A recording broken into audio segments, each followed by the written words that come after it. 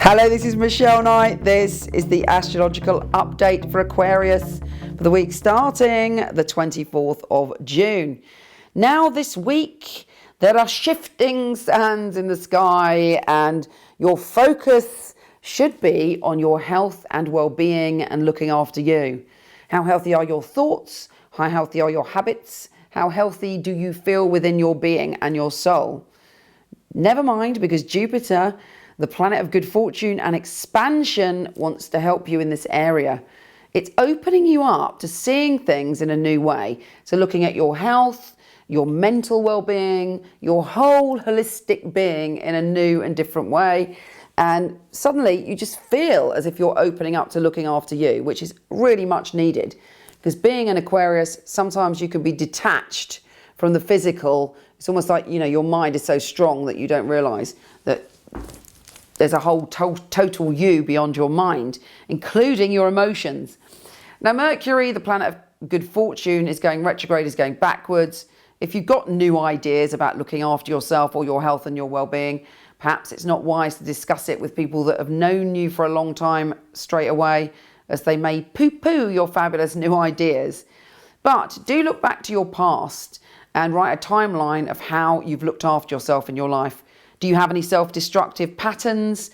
Is there any behavior or habits that have plagued you in your life or caused you to not feel healthy and wonderful and beautiful?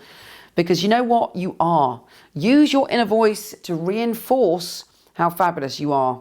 I was reading some research the other day which was talking about the fact that our inner voice is very relevant to our state of mental health and happiness in the world.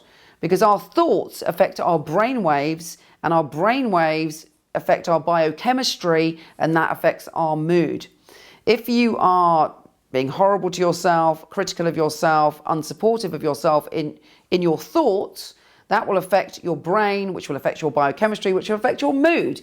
And you could end up feeling depressed or literally physically affected by those thoughts. So this is an opportunity to love yourself, to nurture yourself, to be soft and caring with yourself, and to look after yourself in the way you speak in your head as you would the dearest person in the world, because you are precious. And I think you're going to have that kind of revelation this week. You're going to understand how to look after yourself in a new way. And that may sound like a boring or a trivial thing, but actually it could affect your whole experience on Earth. It's profound and it's deep. Now, the Grand Water Trine is further reinforcing this message, but also it's allowing you a little downtime, a little sense of feeling a little bit more secure in your work and your sense of finance in the world. There should be a little bit of a break or a little bit of easing, and you're like, oh yeah, it's okay, I can be still for the time being. Now, the week ends with a moon conjunct Uranus. Now, the moon is the planet of the emotions, and as we know, Uranus is the lord of the unpredictable, and you may get some very unexpected form of communication by the end of the week.